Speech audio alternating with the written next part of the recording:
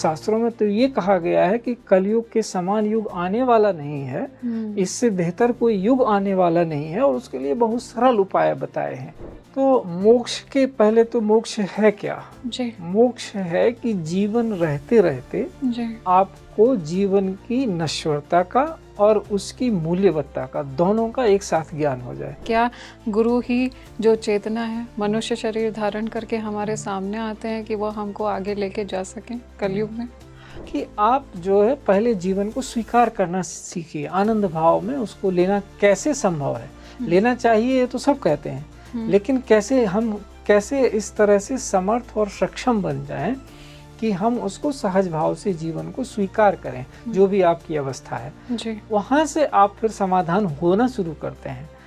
तो इस तरह से अगर हम जीवन को देखने लग जाते हैं तो वर्तमान समय में ये सबसे सुगम मार्ग है, सरल मार्ग है। आज के समय में डिस्ट्रैक्शंस बहुत ज़्यादा हैं, विचलित हो रहा है मानव, मन इधर उधर आपको भरमा भी रहा है।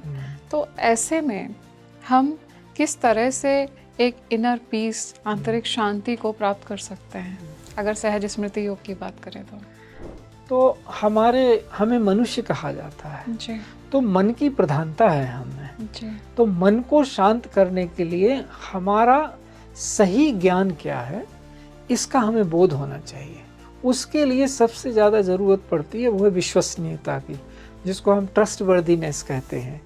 2026 में हम परमात्मा की कृपा को निरंतर प्राप्त करने के लिए, जो निरंतर बरस रही है, उसके लिए हम पात्र बन जाएं। इसके लिए हमें किस तरह से मैनिफेस्ट करना चाहिए?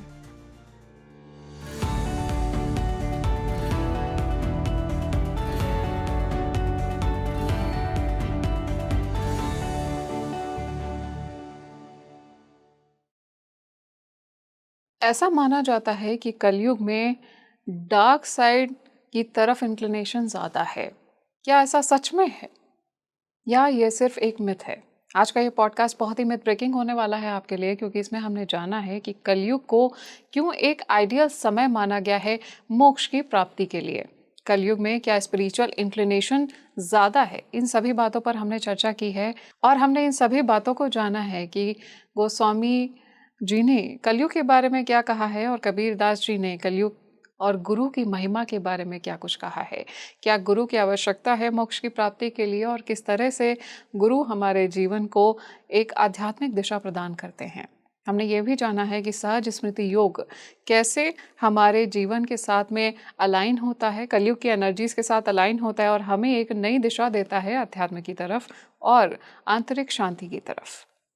आज का ये पॉडकास्ट बहुत ही खास है और आज जो हमारे साथ मेहमान जुड़े हुए हैं वो भी बहुत ही खास हैं, क्योंकि वो एक स्पिरिचुअल मास्टर हैं, आप उन्हें बहुत ही पसंद करते हैं और वो प्रोपाउंडर भी हैं, यानी प्रणेता हैं सहज स्मृति योग के। मैं बात कर रही हूँ गुरुदेव श्री नंद किशोर जी की।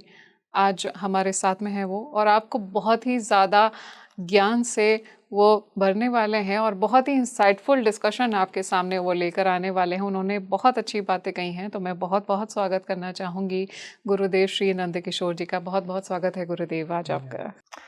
बहुत बहुत धन्यवाद माधवी जी। आपने जो हम नए वर्ष के पास हैं और उस समय आपके मन में विचार आया कि लोगों को सहज स्मृति योग और अध्यात्म के बारे में कुछ चर्चा हो, उनको कुछ मिले, तो मैं बहुत बहुत आभारी हूँ आपका। गुरुदेव, अभी जैसे आज मैं आपसे पहली बार मिली हूँ, पर हमारे व्यूवर्स और दर्शक ये पहले भी आपसे मिल चुके हैं, ये आपको पहले ही बहुत पसंद करते हैं, बट मेरा जो एक्सपीरियंस रहा है, हमने ऑफ द कैमरा भी बहुत सारा डिस्कशन किया, एक अध्यात्म की तरफ जो आपका जुड़ाव है वो बहुत ही यूनिक है।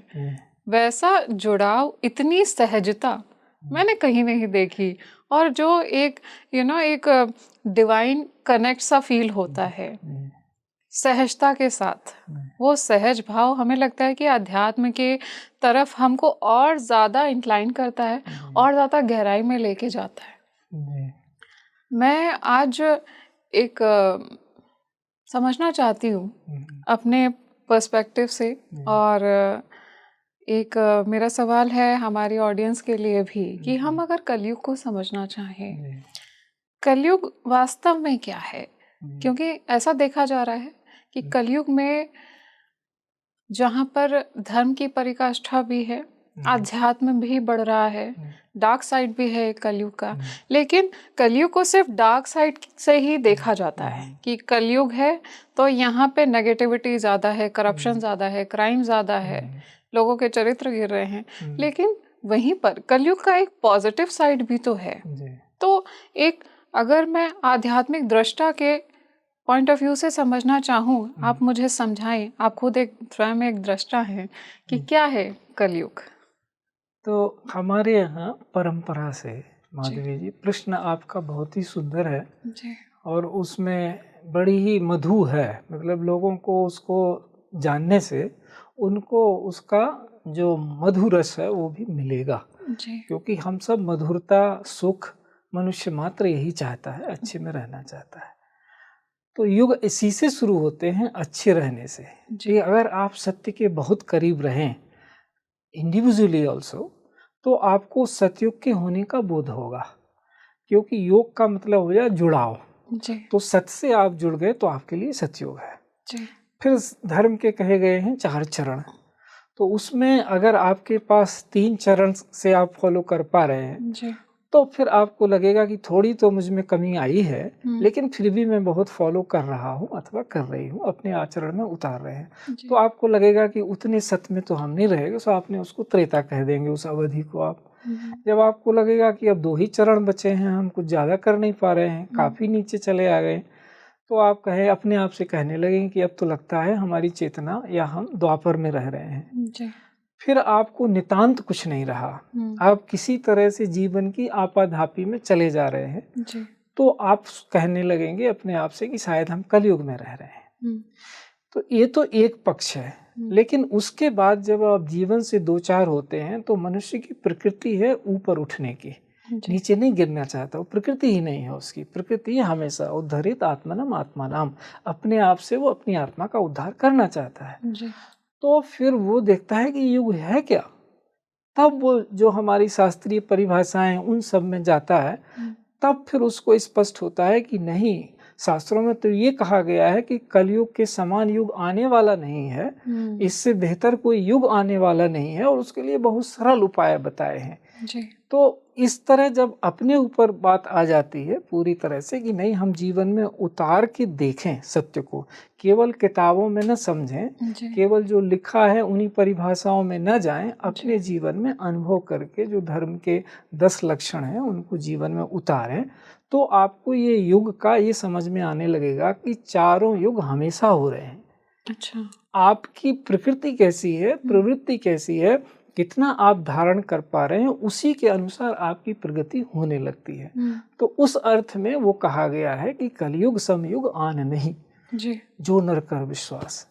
तो उसके लिए कि बिना बहुत प्रयास किए ही भवसागर पार हो सकता है व्यक्ति। ये साधु संतों का मत है, गोस्वामी जी का मत है, जिनकी बहुत प्रसिद्धि है, तो उनका ये वचन है।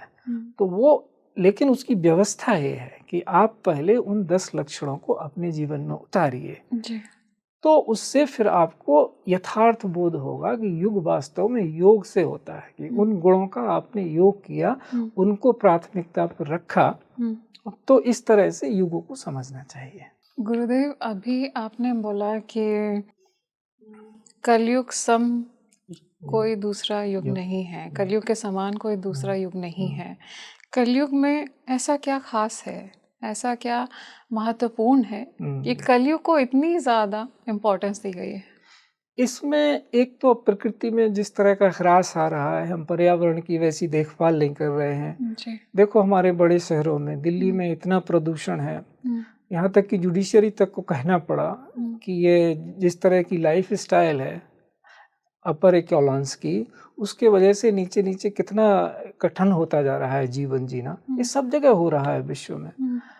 तो ये क्यों मैं बोल रहा हूँ कि इससे हमारी उम्र घट रही है, आयु घट रही है। लोग कह रहे हैं कि नहीं, चूंकि सुविधाएं बढ़ रही हैं इसलिए आयु बढ़ रही है। ऐसा कब था कि इतनी आयु कम थी, अब तो बढ़ रही है। वो एक पर्सपेक्टिव है, वो लिखित इतिहास का पर्सपेक्टिव है, उसके हिसाब से आयु बढ़ रही है। लेकिन जो हमारा आध्यात्मिक इतिहास है वो कुछ और कहता है, जो इस रिटिन के बियॉन्ड है। तो वो ये जानता मानता अपनी चेतना में देखता है कि ऋषि काल में लोग लंबा जीवन जिया करते थे, क्योंकि प्रकृति बिल्कुल परफेक्ट थी, उसमें कोई इस तरह का प्रदूषण नहीं था, तो सांस लेना आसान था, जीवन लंबे हुआ करते थे। तो कलयुग इस मामले में अच्छा है कि जीवन कम है अवधि आपकी, तो फिर भी अच्छी तरह से जीवन जिया जाए तो 100-125 वर्ष तक आज भी लोग जी रहे हैं, जो अच्छा जीवन जी रहे हैं। जी। और मोक्ष प्राप्ति के लिए 125 वर्ष की आवश्यकता नहीं है, वो तो हम कहते हैं कि हर एक को 25 वर्ष की अवस्था आते आते मोक्ष प्राप्त हो जाना चाहिए, ताकि वो शेष जीवन लोक सेवा में, लोक कल्याण के लिए, लोक संग्रह के लिए बिता सके। तो कलयुग में ये अच्छी बात है। बहुत सारे गुण हैं कलयुग के, लेकिन सबसे अच्छा ये गुण है कि इसमें कुछ ज़्यादा नहीं करना पड़ता है। इसमें जो आपके मन में चीज़ें आती हैं और मैनिफेस्ट नहीं की और गलत चीज़ें हैं, तो उनका आपके ऊपर असर नहीं पड़ता। एक ये अच्छी बात है कलयुग की। जितना ज़्यादा साफ होता है समय, उसमें जरा सा मन में भी आपके विकार आ गया है तो दूसरों को पता चल जाता था, क्योंकि वो सफाई बहुत होती थी। तो अब वैसा है नहीं, तो कम से कम मानसिक पाप नहीं होते इस कलयुग में। ये है, आपने कर्म से नहीं कुछ किया है, मन में भले आपके कुछ गलत चीज़ चल गई, लेकिन आपने उसको व्यवहार में नहीं लाया, तो ये कलयुग की अच्छाई शास्त्रोक्त है। और व्यवहार में तो हम देख ही रहे हैं कि जो भी आप यहाँ करते हैं मैनिफेस्ट बड़े जल्दी होता है। अगर आप कोई परिवर्तन, और चेतना उठ रही है निरंतर, बहुत सारी चीज़ें जो जिनको जानने के लिए आपको उन कालों की, जिनकी आप तथाकथित चर्चा कर रही हैं, सतयुग द्वापर त्रेता, उस अर्थ में उसमें बहुत समय लगता था, अब वही चीज़ बहुत कम समय में प्राप्त हो जाती है। तो ये कलयुग के लाभ हैं। अगर कोई चाहे कि उसको मोक्ष मिल जाए, तो वो कलयुग में कैसे इतना ज़्यादा इफेक्टिव बना दिया गया है कि पहले के समय कई हजार वर्षों की तपस्या करनी पड़ती थी, लेकिन कलयुग में आपकी आयु ही 100 वर्ष तक नहीं जाती है। तो इतने कम समय में आप मोक्ष कैसे प्राप्त कर सकते हैं? तो मोक्ष के पहले तो मोक्ष है क्या? जी। मोक्ष है कि जीवन रहते रहते आपको जीवन की नश्वरता का और उसकी मूल्यवत्ता का, दोनों का एक साथ ज्ञान हो जाए कि ये जीवन मिला किस लिए है और इसके बाद इसको एक दिन पूरा होना है। दोनों भाव विरोधी भावबोध आपके पास हों और आप उनसे ऊपर उठ जाएं। ये है जिसको हम कहेंगे मोक्ष, कि जीवन मुक्त आप हो गए। जीवन मुक्त जब कोई व्यक्ति हो जाएगा तो उसका जो भी कंपल्सन्स हैं वो उसकी दृष्टि में समाप्त हो जाते हैं, तो वो निर्भीक होगा, सत्यवादी होगा। तो सारे ये जो धर्म के गुण हैं वो अपने आप उसमें फलीभूत होंगे, उसको कुछ विशेष प्रयास करने की फिर आवश्यकता नहीं होती है। तो वो तो हुआ मोक्ष कि आपको यथावत उसका ज्ञान हो गया, ये एक डिग्री का मोक्ष है। उसके बाद जब आप ऊपर की अवस्थाओं में जाते हैं तो आपको फिर किसी को बताने की आवश्यकता नहीं पड़ती, वो तो आपका अपना ही अनुभव होता है और जिसमें कोई संदेह नहीं रहता। ये चार चीज़ें नहीं रहती हैं, शोक नहीं रहता, क्योंकि शरीर ही बोध जब पूरा हो गया कि ये तो कुछ है नहीं, तो शोक किस चीज़ का। मोह नहीं रहता, क्योंकि जब पता हो गया कि यात्रा कैसे चलती है तो मोह क्या करना, किसी चीज़ से मोह नहीं रहता। संदेह नहीं रहता, क्योंकि अनुभव आप खुद कर रहे हैं, किसी किताब से नहीं पढ़ रहे हैं, किसी से सुन नहीं रहे हैं, केवल आप स्वयं को भी सुन रहे हैं और आपको अनुभव से भी बात गुजर रही है, तो संदेह नहीं रहता।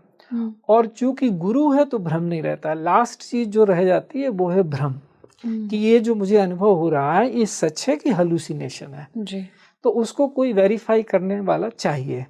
जैसे हम अपने चेहरे को मिरर में देख लेते हैं, दर्पण में देख लेते हैं, तो हमें कुछ चीज़ अपने चेहरे पे तिलक यहाँ लगा है या कहाँ थोड़ा इधर उधर हो गया तो ठीक कर लेंगे, वेरिफिकेशन मिल गया कि हेलुसिनेट नहीं हो रहे हैं, कि मन में खाली भाव नहीं आ रहा है कि कहीं तिलक इधर तो नहीं लगा है। दर्पण ने बता दिया कि तिलक, बिना बोले आप बैठे और दर्पण ने बता दिया। तो ऐसे हम ध्यान करते हैं तो हमें स्पष्ट हो जाती है बात। तो एक तो ये उसका लाभ है कि कलयुग में इस तरह से मोक्ष पाना सरल है, क्योंकि गुरु की अगर हमें प्राप्ति हो जाती है तो वो दर्पण की तरह काम करते हैं, तो हमारा सब कुछ दूर हो जाता है, इसलिए ये सरल है। गुरुदेव, आपने अभी बोला मोक्ष के बारे में, तो मैं मोक्ष पे ही मेरे अंदर एक जिज्ञासा उठ रही है कि अगर कलयुग में मोक्ष चाहता है कोई, तो इसमें गुरु की आवश्यकता है जी, या बिना गुरु के भी आप गुरु की या कहूँ कि आप एक दैवीय कृपा हासिल करके, जो शायद ब्रह्मांड में कहा जाता है कि हर तरफ ईश्वर है, हर तरफ परमात्मा है, आपको मोक्ष की प्राप्ति के लिए गुरु की आवश्यकता है या नहीं है? नहीं, बिना गुरु के मोक्ष नहीं मिलता। मोक्ष के लिए ये गुरु शिष्य व्यवस्था है। गुरु जी। कोई व्यक्ति नहीं है उस अर्थ में, लेकिन वो मिलता तो किसी व्यक्ति के माध्यम से ही है। अरे ये उसकी एक इंट्रिकेट मिस्टिज्म है, जी। जिसको अनुभव से ही वो समझ में आती है। तो जब हमें स्वयं ये आवश्यकता महसूस होती है कि हमें गुरु चाहिए, तभी हमें गुरु की ओर जाना भी चाहिए। किसी के कहने भर से इस तरह के अपने पहले पूरा आत्मबोध जितना आपको संभव है, जिज्ञासु जो व्यक्ति होगा वो ही उस तरफ जाएगा। सब तो मोक्ष की ओर जाते नहीं हैं। एक खास यात्रा उनकी हो गई रही होती है पूर्व जन्मों से, उन्हीं की ही प्रवृत्ति उस तरफ होती है, लेकिन लक्ष्य ये होता है कि विश्व में हर एक को मोक्ष प्राप्त हो, क्योंकि उसी को सतयुग कह पाएंगे हम। जब हर एक मुक्त है, जीवन मुक्त है, हर एक परमार्थ में लगा हुआ है, हर एक लोक संग्रह में लगा हुआ है, अपने से अधिक चिंता दूसरे की है, तो वो तभी होगी जब आप इन चीज़ों से मुक्त हो जाएंगे और आपको वो संबंध प्राप्त होगा जिसको हम गुरु शिष्य संबंध कहते हैं। तो बिना उसके तो क्यों उसकी यूटिलिटी है, बिना उसके होता ही नहीं कुछ चीज़ें। ऐसा नहीं है कि कोई आग्रह है, मेरा अनुभव है मेरा कि बिना उसके होता नहीं, और मेरा ही अनुभव नहीं है, आप किसी भी सनातनी शास्त्र के अनुभव से कहेंगे कि ये बात ऐसी ही है। तो गुरु की आवश्यकता तो होती है मोक्ष प्राप्त के लिए। अपने आप से अब तक तो किसी को मोक्ष नहीं मिला, कल मिल जाए हम नहीं कह सकते। अभी गुरुदेव जब हम ऑफ द कैमरा डिस्कशन कर रहे थे, आपने बहुत ही सुंदर बात कही थी, आपने अभी उसको दोहराया भी कि गुरु किसी शरीर से बंधे हुए नहीं हैं। तो आपने बहुत सुंदर बोला था कि गुरु एक चेतना है। किस तरह की चेतना है? क्या गुरु ही जो चेतना है मनुष्य शरीर धारण करके हमारे सामने आते हैं कि वो हमको आगे लेके जा सकें कलयुग में?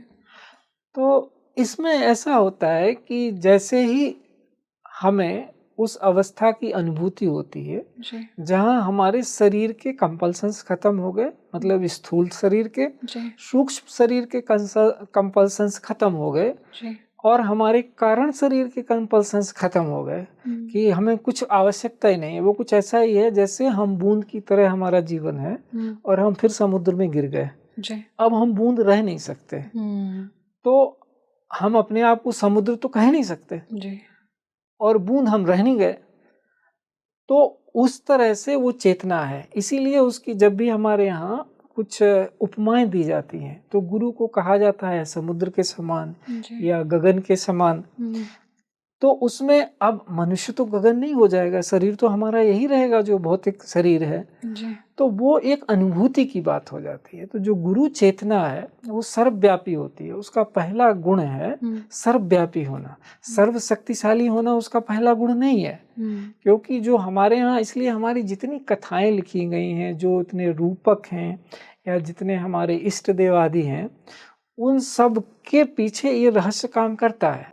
गुरुदेव, जैसे आपने कहा कि जो संपूर्ण गुरु होते हैं वो आध्यात्मिक चेतना होते हैं, उनका शरीर से कोई बंधन नहीं होता, शरीर से वो बंधे हुए नहीं होते और वो उनका चेतना का स्तर बहुत ऊंचा होता है। तो क्या ऐसा होता है कि जब गुरु हमारी एलिजिबिलिटी को देखते हुए हमें कहीं स्पॉट कर लें कि अब तुम्हारा मोक्ष प्राप्ति के लिए तुम एलिजिबल हो गए हो, तुम्हारा समय आ गया है, अब तुमको मैं अपने उसमें लूँगा, ट्यूटलेज में लूँगा, ऐसा कुछ होता है?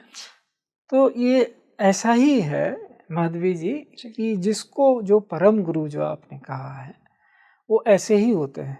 उनको सब कुछ पता होता है, सब कुछ दिखता है, लेकिन एक मर्यादा होती है कि वो बोल नहीं सकते, क्योंकि ये हमारी स्वतंत्रता का हनन होता है। परम गुरु जो होते हैं वो सब में परमात्मा स्वरूप देखते हैं, तो वो परमात्मा को क्या बताएंगे? वो तो सेवा करने के लिए तैयार होंगे कि हम इस रूप में परमात्मा की सेवा करेंगे। जैसे हमारे यहाँ कहानी कही जाती है उसके लिए कि जब ब्रह्मा जी ने बोला वशिष्ठ को कि बेटा, उसके पहले 2 लोग इनकार कर चुके थे कि हम ये शरीर नहीं लेंगे, और सनत सनंदन सनत कुमार चारों लोग भी इनकार कर चुके थे कि हम बड़े नहीं होंगे। तो उन्होंने कहा कि आप जन्म लोगे तो उसमें ये होगा कि परमात्मा मनुष्य के रूप में आएगा और आपको उसके गुरु होने का वो मिलेगा, अवसर मिलेगा। तो इस एक भाव के लिए वो तैयार हो गए जन्म लेने के लिए। तो कहने का आशय यहाँ ये है कि परमात्मा स्वरूप में तो वशिष्ठ देखते ही थे राम को, परमात्मा तो जानते ही थे वो कि ये परमात्मा है।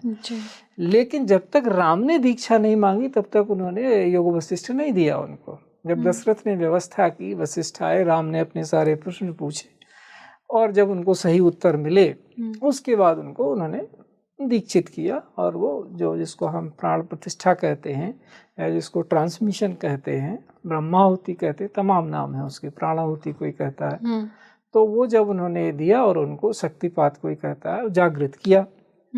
तो ये जो चीज़ है उसको उसी अर्थ में हम समझ पाएं कि गुरु तो हमको परमात्मा के रूप में ही देखते हैं, तो वो उस तब का इंतज़ार करेंगे, वो कुछ नहीं कहेंगे, आराम से चले जाएंगे। लेकिन जब हम बोलेंगे कि हम आपको गुरु बनाना चाहते हैं, तब उनकी भूमिका शुरू होती है। तो ये क्योंकि नहीं तो वो स्वतंत्रता का हनन होता है। इसलिए मैंने लंबा चौड़ा उदाहरण दिया कि वो जो व्यक्ति है उनकी दृष्टि में हर एक राम ही और हर एक मोक्ष को प्राप्त है। जो गुरु की अवस्था है, परम गुरु की, उसमें उनको कोई ऐसा नहीं दिखता कि इसको मोक्ष नहीं मिला है। उनकी दृष्टि में सब मोक्ष प्राप्त हैं क्योंकि सब परमात्मा है। लेकिन जिसको स्वयं ये बोध नहीं हुआ है, जिसने अभी दीक्षा ही नहीं ली है, उसने तो अपने परमात्मा रूप में जाना नहीं है। जान लेता अगर तो वहाँ भी फिर वही व्यवस्था शुरू हो जाती। तो इसलिए ये एक संबंध की व्यवस्था है। तो वो जान नहीं पाए, तो लेकिन गुरु तो जानते हैं, तो वो कैसे कह दें कि आओ आओ आओ इधर आ जाओ, हम आपका इंतज़ार कर रहे हैं। वो तो मर्यादा का खंडन हो जाएगा। वो तो प्रणाम करके चल रहे हैं, जैसे कि राम को भी शंकर हैं तो वो प्रणाम करके ही चले जाते हैं ना पूरे उसमें, कि उन्होंने दूर से देखा, उन्होंने कहा कि वनवास में जा रहे हैं इस समय, बस दूर से प्रणाम किया, पहचान भी नहीं बताई अपनी, दूर से ही, बिना उनको खुद तो देख लिया, दर्शन किया, उनको तो दर्शन भी नहीं देने दिया राम को। तो गुरुदेव, आपने बोला कि कलयुग में गुरु की कृपा हासिल होती है और गुरु किसी शरीर से बंधे नहीं होते क्योंकि वह आध्यात्मिक चेतना है। तो क्या गुरु को भी वही सब फील होता है जो एक ह्यूमन को फील होता है, क्योंकि वो एक चेतना तो है, परम चेतना है, लेकिन वो एक मनुष्य का शरीर धारण करके ही हमारे सामने आते हैं हमें मोक्ष दिलाने के लिए? जी, ये बात बिल्कुल सही है जी माधवी जी, कि क्योंकि ये जो हमारा शरीर है ये तो प्रकृति के अवयवों से बना है। तो प्रकृति में जो भी परिवर्तन आ रहे हैं, विकार आ रहे हैं, तो ये प्रकृति से अलग तो नहीं हो सकता, क्योंकि वो अधर्म हो जाता है और मर्यादा का खंडन हो जाता है, वो चमत्कार हो जाता है। तो बिल्कुल सारी चीज़ें उनको भी होंगी वैसे ही जैसे दूसरे लोगों को हो रही है। अंतर केवल ये होगा कि उनकी चेतना में उन्हें बोध रहता है कि ये मुझे नहीं हो रहा है, मेरे शरीर को हो रहा है, और मैं शरीर नहीं हूँ, क्योंकि शरीर तो समाप्त होता है, मैं सनातन हूँ, मैं समाप्त नहीं होता हूँ। अब उसको मर्यादा के रूप में ऐसा कहा जाता है कि मैं सनातन का अंश हूँ, क्योंकि उसमें अहंकार जैसा सुनने में आता है कि कोई ऐसा बोल दे मैं सनातन हूँ, तो उसके लिए बहुत ज़्यादा विनम्रता चाहिए, सुनने वाले में भी, बोलने वाले में भी। तो कहा जाता है कि जब अच्छे संवाद होते हैं तो कहा ते वक्ता श्रोता समशीला, कि वक्ता और श्रोता में सील समान होना चाहिए, तभी उनको वो बात उस भाव बोध से समझ में आती है। तो सब कुछ जो प्रकृति में हो रहा है उनमें भी वो आएंगे सारे विकार, क्योंकि वो उनमें नहीं आ रहे हैं, उनको पता है इस शरीर में आ रहे हैं। तो अब ये है कि दूसरों की अपेक्षा थोड़े कम और ज़्यादा हो सकते हैं, कम और ज़्यादा दोनों में बहुत सोच समझ के बोल रहा हूँ कि जैसी व्यवस्था है, जैसी अवस्था है उसी हिसाब से किसी में ज़्यादा भी होता है और किसी में कम भी होता है और किसी में सामान्य भी होता है। गुरुदेव, हम बात कर रहे हैं कलयुग की, जो इस समय का प्रेजेंट समय है आज का, इसमें क्या आध्यात्मिक चेतना का स्तर बढ़ता हुआ देखा जा रहा है? क्योंकि आपने बोला कि गोस्वामी दास जी ने पहले ही बोल दिया था कि कलयुग मोक्ष के लिए बहुत ही आइडियल टाइम है, तो आध्यात्मिक चेतना का स्तर कैसा है? नहीं, वर्तमान समय में निस्संदेह रूप से पूरे विश्व में, भारत में ही नहीं, जी। भारत में तो बढ़ ही रहा है क्योंकि ये तो हमेशा एक सेंटर रहा है, जी। तो वो तो है ही, लेकिन पूरे विश्व में लोग शुद्ध अध्यात्म की ओर जा रहे हैं क्योंकि ज्ञान का युग आ रहा है। बहुत सुंदर। सूचना के साथ साथ ज्ञान का युग आ रहा है और लोग शुद्ध ज्ञान को पाना चाहते हैं। इसलिए आपने ये अच्छा किया कि कलयुग के साथ ये भी जोड़ दिया कि ये वर्तमान समय में, जी। क्योंकि अगर हम वर्तमान शब्द ले लें और उस पे काम करें तो थोड़ा सा समय बच जाएगा। लोगों के पास ऑलरेडी समय कम है जी। और उनको बहुत स्पष्टता मिलेगी। तो वर्तमान समय में निस्संदेह आध्यात्मिक चेतना की ओर विश्व बढ़ रहा है और ये बहुत सुखद संदेश है। इसके साथ साथ जब ऐसा समय होता है तो जो ट्रांजिशन पीरियड होता है उसमें कई बार बुराइयां भी उतनी ही तरह से दिखाई देती हैं स्पष्टता से। जब आप ज़्यादा साफ होंगे तो उसमें जरा सा भी दाग अगर होगा तो वो अलग दिख जाएगा। वाइट कोई आप हो रहे हैं, उसमें अगर एक काला तिल भी रह गया तो वो अलग दिख जाएगा कि इसमें एक छोटी सी चीज़ है, बड़ा दिखेगा कि स्पष्ट है। तो इसलिए लोगों को अगर कुछ ऐसी चीज़ें होती दिख रही हैं तो उनको उसी तरह लें जैसे उनके सफ़ेद आत्मा पे कोई एक छोटा सा काला तिल पड़ा हुआ है। वो भी समय के रहते ज़्यादा उस पर ध्यान देंगे अपनी साधना पे तो ये भी निकल जाएगा। अपनी जिज्ञासा को साधे रहेंगे तो ये सब निकल जाएगा। तो निस्संदेह वर्तमान समय में आध्यात्मिक चेतना बढ़ रही है और दूसरी चीज़ें भी हैं, लेकिन आध्यात्मिक चेतना की ओर आदमी अग्रसर हो रहे हैं। तो गुरुदेव, कलयुग या प्रेजेंट समय में बोलूं तो इसमें क्या दैवीय कृपा का स्तर भी ज़्यादा है? दैवीय कृपा से आशय वही हो जाता है, क्या अच्छी शक्तियाँ चाह रही हैं कि आप अच्छाई की ओर बढ़ें? निस्संदेह अच्छी शक्तियाँ चाह रही हैं कि आप अच्छाई की ओर बढ़ें और शक्ति का निवास ही, मैं शायद को कई बार इस बात को दोहरा चुका हूँ कि शक्ति का निवास जो होता है वो आकर्षित होती है हमेशा चरित्र की ओर, सच्चरित्र की ओर। तो उसके हमारे यहाँ कहा ही गया है कि स्वयं जो निवास के लिए आती है लक्ष्मी, वो कैसा होना चाहिए व्यक्ति? उत्साह संपन्न होना चाहिए। तो उस तरह के गुण होने चाहिए व्यक्ति में। तो निस्संदेह शक्तियाँ, इसी को शक्तियों का सपोर्ट कहा जाता है कि इस समय वो चाहते हैं, सारे के मन में ये पीड़ा है मानवता के में कि बहुत हम नीचे चले गए थे, हमें बाहर लौट के फिर अच्छाई की ओर आना चाहिए ताकि हम जीवन का परम वैभव, परम सुख भोग सकें और अंततः हम परमात्मा गति को भी प्राप्त हों। ये ऐसा कहा जाता है अध्यात्म में कि भावना का बहुत ज़्यादा महत्व है। आप श्रद्धा की भावना अगर रख रहे हैं परमात्मा के प्रति, परम चेतना के प्रति, तो आपके जो कर्म है वो ज़्यादा फलीभूत होंगे अगर आप उस डायरेक्शन में जा रहे हैं। तो ऐसा भावना का इतना महत्व कर्म से ज़्यादा क्यों दिया गया है कि जब हम पूजा करते हैं, हम आरती कर रहे हैं, थाल घुमा रहे हैं, दीपक जला रहे हैं, लेकिन अगर हमारी भावना नहीं है तो उसको अधूरा माना जाता है। ऐसा क्यों है? न असतो विद्यतो भावो न अभावो विद्यते सतः। तो उसके लिए ये कहा गया कि भाव और सत्य एक ही चीज है, पर्यायवाची है, उसी से आती है भावना। तो अगर आपकी पूजा विधि में, आपकी साधना में सत्य ही नहीं है, भावना ही नहीं है, तो वो आपके लिए कैसे सत्य होगी? इसलिए कर्म तो बाद की चीज है, व्यवहार तो पहले भाव से होता है कि वही एक चीज है।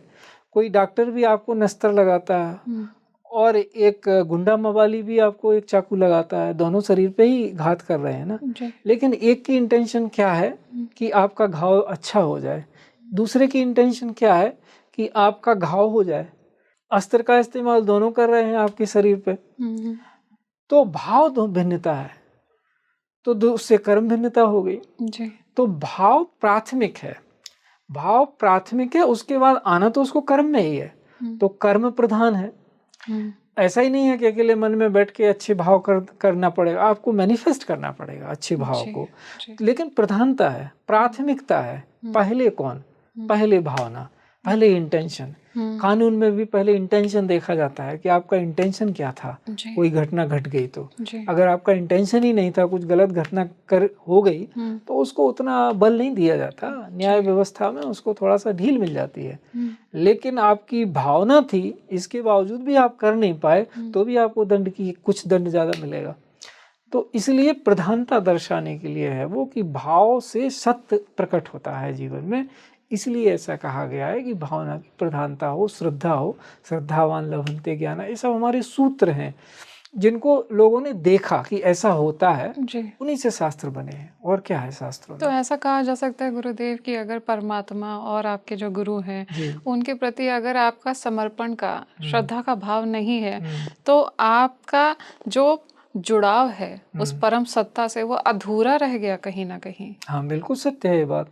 बल्कि जब तक परमात्मा में और गुरु में हमें द्वैत दिख रहा है, जबरदस्ती नहीं करनी चाहिए, जी। दिख रहा है तो दिख रहा है, हम्म। लेकिन परम अवस्था वही है जब वो दिखना बंद हो जाए। गुरु को धारण करने का उद्देश्य यही है कि जो अदृश्य परमात्मा है सर्वव्यापी, हम उसको देख नहीं पा रहे हैं, जी। तो हमें कहीं मूर्त रूप में चाहिए उसका। तो इसीलिए तो वो संबंध बनाते हैं। अथवा तो गुरु में और क्या है, वो यही तो कह रहे हैं कि उसमें वो परम चेतना है, इस कारण हमने किसी शरीर को माना कि ये गुरु है अपनी सुविधा के लिए।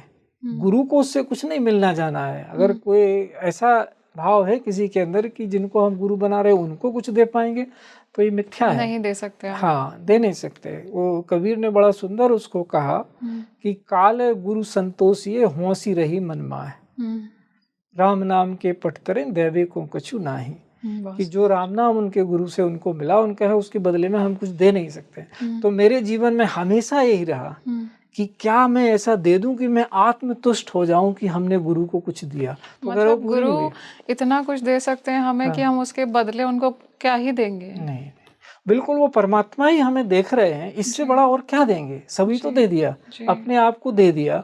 आपने गुरु कहा कि इनमें परमात्मा है, वो पहले से ही आपको परमात्मा रूप में दे रहे थे, देख रहे थे, तो हमने पूरा ही दे दिया ना जो कुछ है। उसके बाद लेने देने का खेल ही कहाँ रह जाएगा।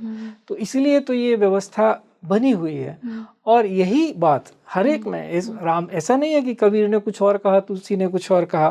तुलसी भी अपने काकभूषण के माध्यम से ये बात कहते हैं कि एक बात मुझे बिसर न काओ, गुरु कर सुंदर सील स्वभाव। कि सब कुछ इतने जन्म लेने के बावजूद वो कहते हैं एक चीज लगी रह गई कि हमारे गुरु जी का स्वभाव कैसा सुंदर था कि हमने लाख गलतियां की, लेकिन अगला हमारे लिए माफी ही मांगता रहा, हमारे लिए क्षमा याचना, करुणा, कैसे हमारा कल्याण हो, इसी की चिंता करते रहे। तो ये अद्भुत है, संबंध ही अद्भुत है वो। तो गुरु के अंदर अपने जो अनुयायी होते हैं, या मैं बोलूं शिष्य बोल दूं, प्रेमी बोल दूं, उनके लिए खाली दया की भावना ही सर्वोपरि होती है। वो हमारे सारे ही गलतियों को क्षमा करते जाते हैं। हाँ, दया कह लीजिए, करुणा कह लीजिए, कृपा कह लीजिए, अपनापन कह लीजिए, अद्वैत कह लीजिए, प्रेम कह लीजिए, कितने सारे चीजें हैं उसमें कहने के लिए, सारे भाव ही उसमें होते हैं। तो ये तो है। और ये तो हमने कहा ही है बारंबार कि हम कहने को बोल देते हैं, हम ही कह सकते हैं कि हम फलाने के शिष्य हैं, लेकिन गुरु तो किसी को समझदार है तो वो कभी किसी को शिष्य कहता ही नहीं है जी। कि, क्योंकि अगर कोई ये जिस चीज में ये भाव आ गया कि ये मेरा कोई शिष्य है, तो मेरी दृष्टि में वो उस पद का अधिकारी नहीं है। तो वो जो आप परमात्मा को कैसे बोल सकते हो कि वो आप उसमें क्या ऐसा सिखाने के लिए रह गया जो आप उनको दे दोगे। हाँ, परमात्मा को तो हम कुछ भी नहीं दे सकते। क्या दे सकते हैं, तो फिर वो बनती नहीं है। तो वो तो बड़ी ऊंची अवस्था है। जी। गुरुदेव, ये देखा गया है कि आज के समय में, कलयुग के समय में, या मैं कहूँ प्रेजेंट टाइम में, लोगों के जीवन में बहुत संघर्ष आ रहे हैं, बहुत स्ट्रगल्स आ रहे हैं, लोग परेशान भी हो रहे हैं उन स्ट्रगल से। तो क्या ये स्ट्रगल्स इसलिए हैं क्योंकि अगर कलयुग में या प्रेजेंट समय में चेतना का स्तर ज़्यादा है, मोक्ष की तरफ आप जल्दी बढ़ सकते हैं, इसलिए आपके जो कर्म हैं वो कम किए जा रहे हैं गुरु कृपा के द्वारा? नहीं, ये भाव तो अच्छा है जी, लेकिन इसमें एक सावधानी रखनी चाहिए जी। जब भाव कह दिया तो सत्य भी कह ही दिया कि अच्छा है जी। कि इसमें एक सावधानी ये रखनी चाहिए कि फिर लोग निगेटिव ना हो जाएं कि अब हमारे ऊपर समस्याएं नहीं आ रही हैं तो हमारे लिए मोक्ष दूर है। ऐसा नहीं है, सब तरह की व्यवस्था है कि कुछ लोग बहुत सुख में ही मोक्ष प्राप्त कर लेते हैं। कई ऐसे साधु संतों के उदाहरण हैं जिनका जीवन हमेशा सुखमय रहा, जी। उनके लिए कोई इस तरह के कलेश आए ही नहीं। और कई ऐसे अवतार हैं जिनके जीवन में कलेश ही कलेश रहा जी। बाहर से देखने पे, चाहे भगवान राम का आप उदाहरण ले लें, भगवान कृष्ण का ले लें, वर्तमान समय में, उसके बाद में और आज भी जो लोग उस पथ पे हैं, जब तक लोग सामने रहते हैं तब हम उनकी चर्चा नहीं करते। एक एक व्यवस्था सी बनी हुई है। जैसे ही कोई साधु संत दिवंगत होता है तो हम फिर उनकी चर्चा करते हैं कि वो ऐसे थे, वो वैसे थे। तो ये तो दौर हमेशा रहता है, संघर्षों के दौर से वो गुजरते हैं। और वो है ही, मतलब व्यवस्था में है कि जब तक आप, प्रकृति आपको बिल्कुल शुद्धतम रूप में पहुंचा देना चाहती है, तो आप जब तक सबक सीख नहीं लेंगे तब तक वो आपकी सफाई करती है। लेकिन आप में वो भाव होना चाहिए। इसलिए मैं कह रहा हूँ कि वो भाव प्रधानता, कि अगर जरा सा आप चूके और आपने संघर्षों को निगेटिवली लेना शुरू कर दिया कि मैं तो इतनी भक्ति करता हूँ, मैं तो इतना कर्म करता हूँ, इसके बावजूद मेरे ऊपर ऐसी समस्या आ गई, तो फिर आप भूल रहे हैं कि कृष्ण ने और राम भगवान ने क्या कमी रखी थी, या हनुमान जी ने क्या कमी रखी थी। जैसे चरित्र हमारे सामने आते हैं, तो फिर भी लेकिन वो तो समस्याओं से जूझते ही रहे आजीवन, सब कुछ होने के बावजूद। तो निगेटिव हमें नहीं जाना है। तो अगर हमने पॉजिटिवली लिया तो डेफिनेटली ये आपको बहुत उच्च अवस्था तक लेके जाने वाली व्यवस्था है कि संघर्ष आए और आपने समाधान बनना शुरू कर दिया। ढूंढना ही तो क्या, आप समाधान बनना शुरू हो गए समस्याओं के। जी। सो गुरुदेव, अभी आपने बोला कि जैसे जिनके जीवन में कम संघर्ष आ रहे हैं वो कहीं दुखी ना हो जाएं कि उनके जीवन में अगर कम संघर्ष है तो वो मोक्ष की तरफ जल्दी नहीं आगे बढ़ सकते हैं। तो क्या ऐसा हो सकता है कि जिनके जीवन में कम संघर्ष है वो शायद पहले ही पिछले जन्मों में संघर्ष को झेल चुके हों, या अपने जीवन में पहले ही संघर्षों को झेल चुके हों, इसलिए वो ज्यादा एलिजिबल हो गए उसके पास जाने के लिए?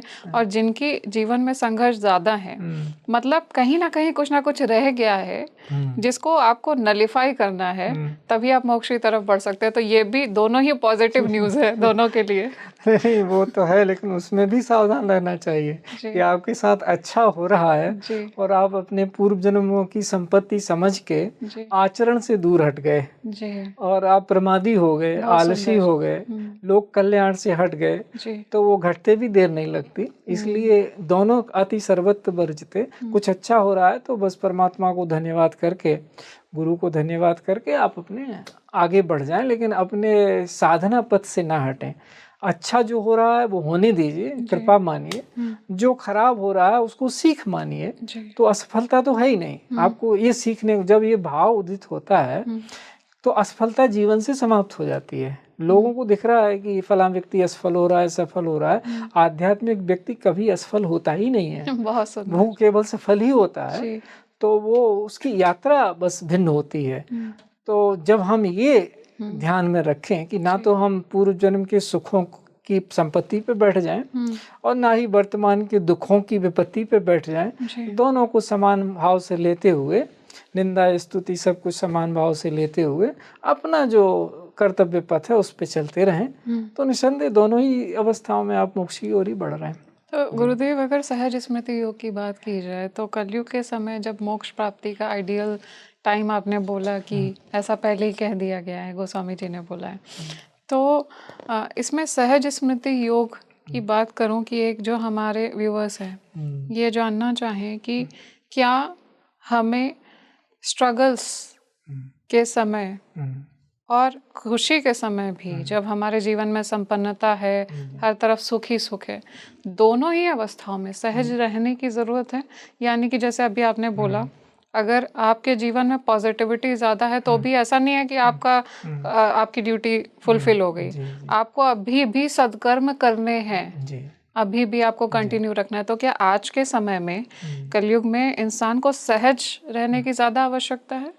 जी, आपने बिल्कुल सही समझा और सही बात आपने कही है कि वर्तमान समय में अगर किसी को ये ऐश्वर्य मिला हुआ है, अच्छी ऐश्वर्य संपदा है आदमी के पास, तो उनको ये कि आपके लोक कल्याण के लिए मिली हुई है, आप में पात्रता आई, तो अगर आपने उसका पात्र होने के बाद, पात्र का क्या काम होता है? पात्र दूसरों को देता है, यही तो है। पात्र होता है किस लिए? उसमें चीज़ रखी हुई है, दूसरे उसका उपभोग करते हैं। तो अगर आपने पात्र स्वयं ही रख के बैठ जाए तो पात्र भी खराब हो जाएगा और जो द्रव उसमें रखा है वो भी कालांतर में समाप्त हो जाएगा, जी। कुछ भी रखा हो कितना भी अच्छा। तो दोनों ही स्थितियों में सहज स्मृति योग भी यही सिखाता है कि आप जो है पहले जीवन को स्वीकार करना सीखिए, आनंद भाव में उसको लेना कैसे संभव है। लेना चाहिए तो सब कहते हैं, लेकिन कैसे इस तरह से समर्थ और सक्षम बन जाएं कि हम उसको सहज भाव से जीवन को स्वीकार करें, जो भी आपकी अवस्था है। जी। वहां से आप फिर समाधान होना शुरू करते हैं। तो इस तरह से अगर हम जीवन को देखने लग जाते हैं तो वर्तमान समय में ये सबसे सुगम मार्ग है, सरल मार्ग है, जिसमें बहुत छोटे छोटे जीवन में परिवर्तन करके, दैनिक जीवन में परिवर्तन करके, और आप स्वयं अपने अनुभव से देख लेंगे कि आप में स्वयं में कितना परिवर्तन आ चुका है। एक 10-15 दिन का ही अगर आप उसको फॉलो कर लें सही ढंग से, तो आप इस अवस्था में आ जाएंगे कि आप स्वयं अपना आकलन कर सकें कि 15 दिन पहले मैं कैसा था या कैसी थी, और 15 दिन बाद, 2 हफ्ते बाद मैं कैसा या कैसी हूँ, कितना मेरे स्वभाव में परिवर्तन आया, कितनी शांति मेरे अंदर आ गई, और कितने दूसरे तरीके से मैं जीवन को देखने लग गई हूँ या लग गया हूँ। गुरुदेव, ऐसा देखा जा रहा है कि कलयुग के समय या जो प्रेजेंट टाइम है, इसमें मानव बहुत विचलित हो रहा है, उसके जीवन में संघर्ष बहुत आ रहा है।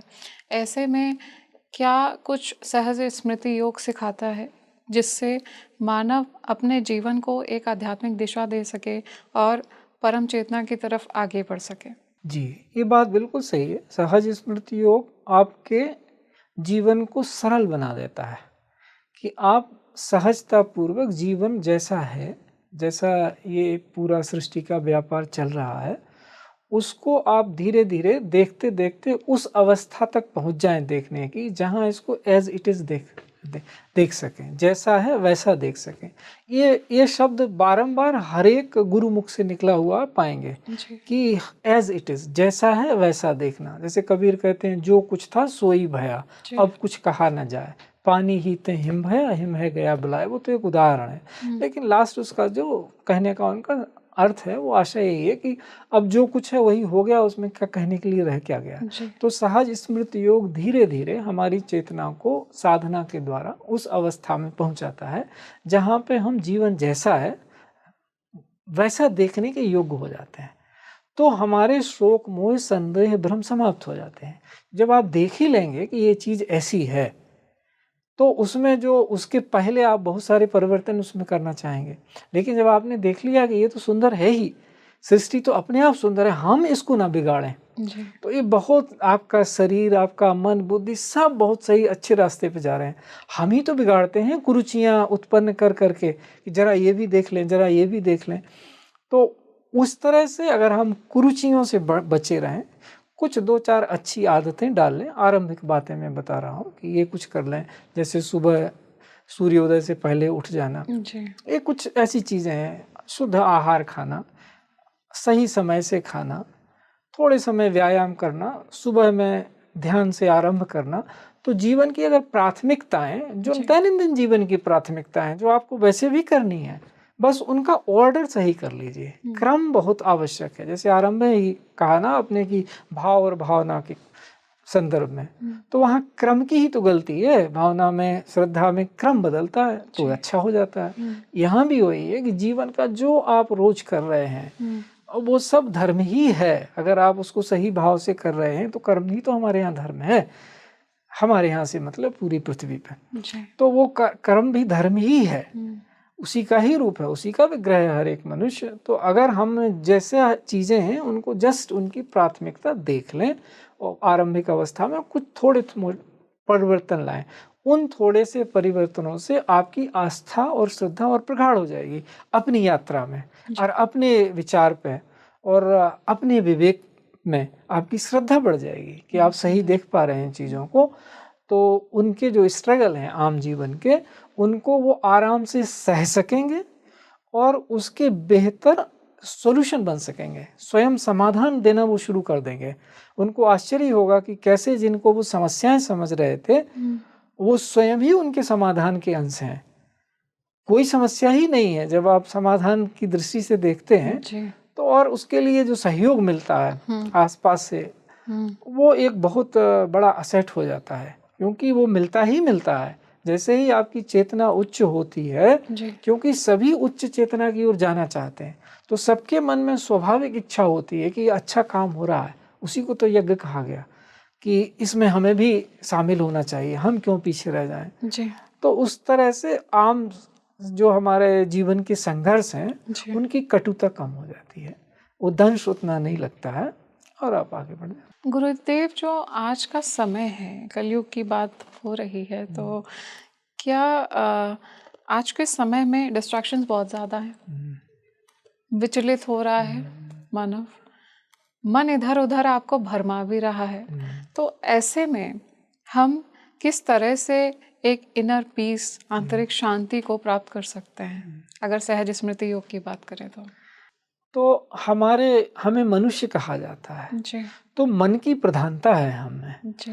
तो मन को शांत करने के लिए हमारा सही ज्ञान क्या है, इसका हमें बोध होना चाहिए। उसके लिए सबसे ज़्यादा ज़रूरत पड़ती है वो है विश्वसनीयता की, जिसको हम ट्रस्ट वर्दीनेस कहते हैं, कि आपको भरोसा है क्या। तो अगर अपने ऊपर भरोसा है कि कम से कम मुझ में इतनी पात्रता तो है कि मैं सही चीज़ का चुनाव कर सकूं, मैं जान सकूं कि जो मैंने चुना है ये सही है मेरे लिए, इतना आत्मविश्वास तो होना चाहिए। और वो आता है आपके चुनाव करने से। मान लीजिए आपने कोई चीज़ चुनी और वो आपके लिए सही नहीं निकली, तो छोड़ दीजिए, दूसरी चीज़ चुनिए जो अच्छी है। तो ये चुनाव करने की आपके पास योग्यता होनी चाहिए कि मेरे मन को वास्तव में चाहिए क्या। तो आपके मन को हमेशा शांति चाहिए। जब आप आराम से बैठेंगे तो वही कहेगा कि पहली मेरी डिमांड है शांति, उसके बाद मैं भागूंगा। शांति अगर हो गई उसके बाद मैं इधर उधर सारा विचलन करूंगा। और फिर वो अपने आप को वो विचलन समझने लगता है, शांति नहीं, ये है समस्या। तो जब उसको ये ऑर्डर क्लियर है कि सबसे पहले आत्मा, उसके बाद स्वा, उसके बाद मन, उसके बाद शरीर, तो ये पहले बहुत स्पष्ट होना चाहिए कि ये क्रम ऐसा ही है। जिनको ये क्रम स्पष्ट नहीं है वो भ्रमित तो सभी होते हैं, लेकिन वो भ्रम से दूर नहीं हो पाते हैं। जिनको ये क्रम स्पष्ट होता है वो लौट के तुरंत अपने स्थान पे वापस आ जाते हैं, क्योंकि उनको क्रम मालूम है कि अल्टीमेटली ये लाइन ऐसी है। तो शांति पाने के लिए सबसे पहले जो क्रम है वो जानना आवश्यक है जी। तो उस क्रम को जानने के बाद प्रयोग में लाना तो बड़ी बात है नहीं, क्योंकि एक बार आपको स्पष्ट हो गया लक्ष्य कि अच्छा इतने कदम चलना है, वहाँ पे हमारा डेस्टिनेशन है, फिर तो केवल मैनिफेस्ट ही करना है। फिर जो भी उसमें व्याधियाँ आती हैं वो बहुत छोटी लगती हैं। वही वैसे ही है कि जैसे एक बार पता लग गया संपाति के देखने से कि सीता जी कहाँ हैं, इसके बाद तो सारे बानर बोलने लगे कि हम भी कूद सकते हैं, हम भी कूद सकते हैं। और अंततः हनुमान जी कूद के आके देख के सब आके बता दिए कि भाई व्याधियां तो आई उनके भी रास्ते में। तो हमारे सारे कथाओं में ये रूपक आध्यात्मिक जो दिए जाते हैं उनके पीछे यही है, वर्तमान मनुष्य की समस्याएं कैसे वो देख पाए उनको और एक दिव्य रूप में देख पाए। तो ये क्रम स्पष्ट होना चाहिए कि आत्मा और स्वा का अंतर उन्हें मालूम होना चाहिए, स्वा और मन का अंतर मालूम होना चाहिए, मन और शरीर का अंतर मालूम होना चाहिए, और उन सबका अंतर संबंध मालूम होना चाहिए। अंतर ये पता कैसे चलेगा गुरुदेव? तो ये साधना से होता है, व्यवहार में आपको उतारने से होता है। जैसे आपने अच्छा भोजन किया, अच्छी पुस्तक पढ़ी, अच्छा सत्संग सुना, तो आपको कैसा समान मात्रा में अति सर्वत्र बजते, जिस तरह का आज का जीवन है उसमें सब चीज को मितभोगी होना चाहिए कि हर चीज एक समान मात्रा में जितनी आवश्यक है वर्तमान समय में, अति किसी की चीज ये ठीक नहीं है। तो आपको ये लगेगा कि आपके पास शांति आई। किसी जैसे आप सुबह उठ के ध्यान करें थोड़ी देर, उसमें कुछ भी कर रहे हो आप, क्योंकि ध्यान एक प्रश्न मुझे साथ साथ ये भी एड्रेस करना होता है कि ध्यान कोई कर नहीं सकता, वो तो एक हैपनिंग है, लेकिन आप बैठ तो सकते ही हैं, उसी को आप ध्यान कह लीजिए। कुछ तो आप अच्छा चिंतन करेंगे, तो आपने पूरे दिन का ही आपने एक ब्यौरा बना लिया कि ये हमें करना है। तो अब आपके लिए शरीर से वो सारे कर्म उस दिन एग्जीक्यूट करना बड़ा आसान हो जाएगा, क्योंकि पहले से ही आपको प्राथमिकता क्लियर है। जब आपको कुछ भी क्लियर नहीं है तो फिर इधर उधर भागेंगे, जो भी सामने आ जाएगा उसको किस तरह हैंडल करें, और हमेशा असंतुष्ट रहेंगे क्योंकि तैयारी ही नहीं है पहले से। तो ये जो जीवन में हम अनुशासन ले आते हैं प्राथमिकताओं का। जी। लोग भागते इसलिए हैं इधर-उधर कि उनको प्राथमिकताओं का क्रम नहीं मालूम है कि पहले क्या है। जैसे कुछ चीज़ होता है ना, ये नहीं छोड़ेंगे। जी। जैसे कुछ भी होता है तो कहा जाता है कि कम से कम जीवन तो मूल्यवान है, बाकी कुछ जा रहा है तो जाने दो, जीवन बच जाए किसी का। जी। ये हर एक की कोशिश होती है। जी। ऐसे ही इसमें मन के भटकने में प्राथमिकताओं के स्पष्ट ना होना को ही सबसे बड़ा कारण कहा जाता है। नहीं तो आप तुरंत ही दूसरी चीज़ों से हट जाएँगे, पहली चीज़ को पहले स्थान पर रखेंगे तो बाकी अपने आप वो लाइन लग जाती है कि हमारा स्थान यहाँ है, हमारा स्थान यहाँ है। तो उसके मानसिक शांति के लिए ये आवश्यकता है कि हम प्राथमिकताओं को स्पष्ट समझें। वो तो मन से ही समझेंगे, मन, बुद्धि, अहंकार, स्मृति, यही चीज़ें आपके पास हैं। इसी को हम कहते हैं कि हमारा ये चित्त है। तो उनसे हम इन चीज़ों को स्पष्ट करते हैं, चारों चीज़ों से। बुद्धि निर्णायक होती है, वो बताती है कि ये चीज़ें ऐसी हैं, इनका क्रम ये है। लेकिन वो मैं जो आरंभ में बात कही थी वो बड़ी महत्वपूर्ण है। उसका अनुभव करना होगा कि कम से कम इतना आत्मविश्वास तो आप में होना चाहिए कि जो हमने चुना है वो पूर्ण विवेक से चुना है, अपने पे शक नहीं होना चाहिए। तो उतना होने के बाद, क्योंकि नहीं तो धारण भी तो प्राथमिकताएं आपको ही करनी है। जब आप संशय से ही धारण करोगे तो क्या धारण करोगे सिवाय विप्लव के? कभी इधर इस चीज़ के पीछे भाग रहे हैं, कभी उस चीज़ के पीछे। लेकिन आपने एक लाइन चुन रखी है कि ये प्राथमिकता है, इस क्रम में करना है, तो निसंदेह आपको शांति मिलेगी ही मिलेगी, बल्कि आप शांति स्वरूप ही हो जाएंगे। गुरुदेव, कलयुग का समय आध्यात्मिक चेतना के लिए बहुत ही ज़्यादा अनुकूल समय माना जा रहा है। तो ऐसे में हम अपने जीवन में परमात्मा की कृपा को प्राप्त करने के लिए क्या कुछ कर सकते हैं? नहीं, बहुत ही अच्छा प्रश्न है, क्योंकि वर्तमान में हम जी रहे हैं। जी। तो वर्तमान का जो जीवन का हमारा फलक है, जी। उसमें ही हम व्यवहार कर सकते हैं। तो इस समय ये इसलिए अच्छा है कि बहुत ज़्यादा ज्ञान हर उससे आ रहा है दिशा से, जी। लेकिन वो ज्ञान केवल सूचना बन के न रह जाए, जीवन में उतरे और सावधानी पूर्वक उसे चुना जाए। जैसे इंटरनेट को ही ले लें, आजकल कौन ऐसा सर्च इंजन या कौन इस तरह का एआई का टूल नहीं है कि आप कोई भी सूचना मांगें। पहले हमें कितने पुस्तकालय ढूंढने पड़ते थे अगर हम कुछ जानना चाहते थे। जी। हमारे देखते देखते ही अवस्था ऐसी आ गई कि आप एक प्रॉम्प्ट टाइप करो और आपको सारे सूचनाएं, सारे चीज़ें मिल जाती हैं। जी। तो ये इस तरह का समय है जिसमें सूचना तो बहुत आ रही है, लेकिन जब तक वो आपके जीवन में नहीं उतरती, मैनिफेस्ट नहीं होती है, तब तक वो सूचना ही है। तो इतना सारा ज्ञान उपलब्ध है सूचना के रूप में, और सब कोई अपनी अपनी प्रकृति के अनुसार अच्छा ज्ञान चुन सकता है, विशिष्ट ज्ञान चुन सकता है, लेकिन जाना तो उसको अद्वैत की हो रही है। तो वो विशिष्ट अद्वैती हो सकता है। हमारे यहाँ सब चीज़ की भारतीय दर्शन में परिभाषाएं जितनी संभव है मनुष्य के आचरण के लिए पहले से उपलब्ध हैं, लेकिन मैनिफेस्टेशन तो अभी करना पड़ेगा ना। केवल ये कह देने से कि हमारे यहाँ तो सब है, काम नहीं हो जाता है। काम तब होगा जब आप अभी और इस समय वो सब करोगे जो आपके पास है। तो मैनिफेस्टेशन के है और मैनिफेस्टेशन के लिए आप अगर किसी के प्रति कृतज्ञ नहीं है, जहाँ से आपको ज्ञान मिल रही है, वस्तु मिल रही है, तो मैनिफेस्टेशन फलीभूत नहीं होता है। आपके चरित्र का पूर्ण विकास नहीं होगा, क्योंकि वो ऐसा नहीं है कि कोई मान्यता है, वो ऑर्डर है ऐसा चीज़ों को। जब तक आप कृतज्ञ नहीं होते तब तक आप पूरे खुलते ही नहीं हैं, और जब तक आप पूरे खुलते नहीं हैं तब तक कृतज्ञ होना आपको समझ में नहीं आएगा कि वास्तव में कृतज्ञ होना है क्या। तो जब आप देखेंगे ये सब तो है ही है, इसमें तो मैं खाली एक किसी चीज़ का निमित्त बन रहा हूँ, माध्यम बन रहा हूँ, उससे ज़्यादा कुछ है ही नहीं, तो आपको कृतज्ञता के अलावा और कोई भाव ही नहीं आएगा।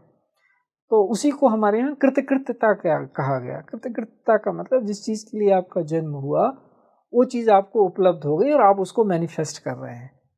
तो भिन्न भिन्न शब्दों में उसी को मोक्ष कई तरह से कहा गया कि आप जो करने आए थे वो कर रहे हैं जी। तो ये समय इस माने में बहुत अच्छा है कि पूरी सूचनाएं आपको कहीं भी उपलब्ध हैं। पहले आपको एक ऋषि मुनि कहीं दूर ढूंढना पड़ता था, कुंभ का वर्ष भर इंतजार किया जाता था कि कुंभ में मिलेंगे साधु संत, ज्ञान मिलेगा, समागम होगा। अब तो आप घर में बैठ के सारी सूचनाएं प्राप्त कर सकते हैं। तो इसलिए ये समय सर्वोत्तम है कि यहाँ पे सब कुछ उपलब्ध है, केवल आपको मैनिफेस्ट करने की ज़रूरत है और सावधानी से चुनने की आवश्यकता है। इसीलिए चैलेंज भी ज़्यादा है, क्योंकि आपने अगर गलत कोई चीज़ चुन ली और मैनिफेस्ट करना शुरू कर दिया तो वो भी होगा। तो इसलिए आप सही चुन पाएँ और मैनिफेस्ट कर पाएँ कृतज्ञतापूर्वक, इसके लिए समय सर्वोत्तम है। तो गुरुदेव, हम प्रेजेंट समय की बात कर रहे हैं। ऐसा कहा जाता है कि परमात्मा सर्वव्यापी है। हमने जब ऑफ द कैमरा डिस्कशन किया, आपने बोली ये बात कि परमात्मा सर्वव्यापी है। तो सर्वव्यापी है परमात्मा, उनकी कृपा भी हमारे ऊपर निरंतर बरस रही है। 2026 में हम परमात्मा की कृपा को निरंतर प्राप्त करने के लिए, जो निरंतर बरस रही है, उसके लिए हम पात्र बन जाएं। इसके लिए हमें किस तरह से मैनिफेस्ट करना चाहिए? तो पहले वही बात आ जाती है कि अपने आप थोड़ा बैठ के आत्मावलोकन करना चाहिए कि जीवन के जिस पड़ाव पे आप हैं, आप युवा हैं कि वृद्ध हैं कि समवयस्क हैं, किस अवस्था में आप हैं, उस समय आपके, क्योंकि जैसे ही आजकल सूचनाएं ज़्यादा होने से बच्चे भी जल्दी प्रौढ़ हो रहे हैं सूचना के उससे, तो वो ध्यान में रखना चाहिए। तो उसके बाद उस समय की हमारी जो आवश्यकता है, उन प्राथमिकताओं को मैनिफेस्ट करके और सद्गुणों को की ओर बढ़ना चाहिए। ये बहुत आवश्यक है कि अंततः एक चीज़ है जिस पे सभी सहमत होते हैं जीवन में, चाहे वो नास्तिक हो, आस्तिक हो, आध्यात्मिक अपने आप को ना कह पाते हो या आध्यात्मिक अपने आप को जान गए हो, मतलब सभी मनुष्य मात्र एक शब्द का प्रयोग करते हैं, सत्य। सत्य क्या है? हर चीज में होता है। तो आप सत्य की ओर ही बढ़िए ना। तो आपका जो भी सत्य हो, आप वहां से यात्रा शुरू करिए, लेकिन सत्य की ओर बढ़िए अवश्य, जो भी हो आपका। आज आपको कुछ स्पष्ट है, कल कुछ और स्पष्ट होगा कि शायद मेरा सत्य ये नहीं था, अब ये है। यही तो आपके जिज्ञासु हो के आगे बढ़ने की व्यवस्था है। इसी से ही, ऐसे ही आप जानते हैं। आज आप कुछ जानते हैं, कल आप ज़्यादा जान जाते हैं, तो आपका दर्शन बदल जाता है। ये चीज़ ऐसी नहीं है, आप और बड़े विवेक से चीज़ों को देखने लगते हैं। तो सत्य की ओर बढ़ें और अपनी प्राथमिकताएं स्पष्ट करें। ये चीज़ें दो अगर हम कर लें तो हमें बहुत ज़्यादा स्पष्टता अपने बारे में आ जाती है। और उसके लिए एक साधारण सी बात कही जाती है, वो हर साधु संत ने कही, हम भी कहते हैं, और कि आपका मन और वचन और कर्म, ये तीनों एक करने की साधना होनी चाहिए। तो कर्म और वचन की साधना तो कर ही सकते हैं। अगर मन की साधना में समय लग रहा है तो कर्म और वचन की साधना करना तो कंपैरेटिवली आसान है। कैसे कर सकते हैं गुरुदेव? वो ऐसे ही है जैसे कि आपने कोई चीज, आपका चरित्र है, आपने अपना स्व ठीक कर लिया, तो आपके लिए वचन का महत्व होना चाहिए। जैसे आपने कह दिया कि हम 5 बजे आपसे मिलेंगे, तो फिर हमें पूरी कोशिश करनी चाहिए। हम मिले ना मिल पाए वो एक अलग प्रश्न है, क्योंकि लोग हताश हो जाते हैं अगर हम बोल दें कि हम तो नहीं मिल पाएंगे। वो कुछ होगा, उसको आपको कुछ उसकी शिक्षा मिल जाएगी, आपको कुछ ज्ञान उत्पन्न हो जाएगा उसके लिए कि क्यों नहीं मिल पाए। बहुत सारा विश्लेषण आप कर लेंगे कि लेकिन पूरी कोशिश आपको करनी चाहिए। तो फिर आप देखेंगे कि अरे, जब भी हम कुछ सत्य करने की कोशिश करते हैं तो समस्याएं दिख रही हैं, आ रही हैं बहुत सारी, क्योंकि आप क्लीन हो रहे हैं, आप साफ हो रहे हैं। प्रकृति आपके विवेक को और निर्मल कर देना चाह रही है कि आप सही सही चीज देख पाएं। तो उसको नकारात्मक रूप में नहीं लेना चाहिए। और अगर आपने मैनिफेस्ट कर लिया तो आपको अपने आप बोध होगा, इस चीज का अनुभव होगा कि आपको अच्छा लगा, जो आपने बोला था वो कर देने मात्र से आपको अच्छा लग रहा है, आपकी आत्मा बलिष्ठ हो रही है। तो ये आत्मा अनुभूति होती है, ये कोई भी कर सकता है। तो इस तरह से इसको मन और वचन को कर्म में हम मैनिफेस्ट कर सकते हैं। जब कर्म और वचन को एक करते हैं तो धीरे धीरे मन भी अपने आप अनुशासित होने लगता है, क्योंकि वो फिर अलाइन होना चाहता है कि आदमी करते ही ऐसा है, अगर इन्होंने बोल दिया है तो ये करेंगे, तो better let me follow in line, फिर मुझको फॉलो ही करना चाहिए उनको। तो ये मन एक बहुत अच्छा सर्वेंट है, बट बहुत बुरा मास्टर है। तो इसलिए उसके ऊपर चरित्र रहा गया, स्व जिसको कहा जाता है, सेल्फ, कि वो उसको हमेशा अनुमोदन, हमेशा अनुपालन, हमेशा उसके अनुशासन में रहना और उसी तरह से उसके अनुगत होके चलना, ये सारे उसका होना चाहिए उसके चरित्र के पीछे मन को। तो निसंदेह हम मैनिफेस्ट कर पाएंगे। बहुत सुंदर गुरुदेव, आपने आचरण के बारे में भी बात किया कि मनुष्य का आचरण कैसे रहना चाहिए, और जो 2026 का साल सूर्य का साल माना जा रहा है, इतना अबंडेंस इसमें हमें परमात्मा की कृपा का मिलने वाला है, उसके बारे में भी आपने बहुत अच्छे से समझा कि कैसे मैनिफेस्टेशन हम कर सकते हैं 2026 में। बहुत बहुत धन्यवाद, आप आए और आपने अपनी प्रेजेंस से हमें ग्रेस किया, इतना सारा ज्ञान और इतना सारा इंसाइटफुल डिस्कशन दिया, बहुत अच्छा लगा। Thank you so much. धन्यवाद माधवी जी, आपके श्रोताओं को भी बहुत बहुत नमस्कार। और ये तो संवाद है, दूसरे भी परमात्मा स्वरूप ही हैं, बस एक व्यवस्था बनी हुई है जहाँ हम संवाद करते हैं और उसमें सब कोई सुनने के माध्यम से, कोई देखने के माध्यम से सब लोग उसमें शामिल होते हैं। यही हमारा मंत्र है, संगच्छध्वम संवदध्वम। दोस्तों, आज हमने जाना है कि किस तरह से हम मनुष्य जीवन के अपने आचरण को इस दिशा में ढाल सकते हैं, इस दिशा में आगे बढ़ा सकते हैं कि हम उस परम चेतना की दिव्य कृपा को प्राप्त करने के लिए एलिजिबल हो जाएं और हमारी पात्रता उनकी तरफ बढ़ जाए। आज हमने ये भी जाना है कि किस तरह से कलयुग में आध्यात्मिक स्तर, आध्यात्मिक उन्नति का स्तर आगे बढ़ रहा है और कैसे हम दैवीय कृपा को अपने जीवन में उतार सकते हैं।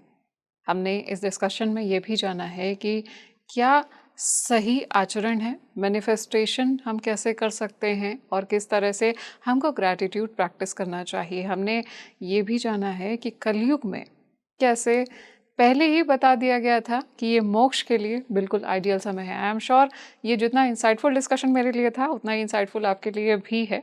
और इस वीडियो को ज़्यादा से ज़्यादा शेयर करिए, खुद भी देखिए, अपने दोस्तों को भी दिखाइए, लाइक करिए, सब्सक्राइब करिए और ऐसे ही हमें अपना प्यार देते रहिए, खुश रहिए, दूसरों में खुशियाँ बांटते रहिए। आज के लिए अपनी सही यात्री माधवी को दीजिए इजाज़त। नमस्कार।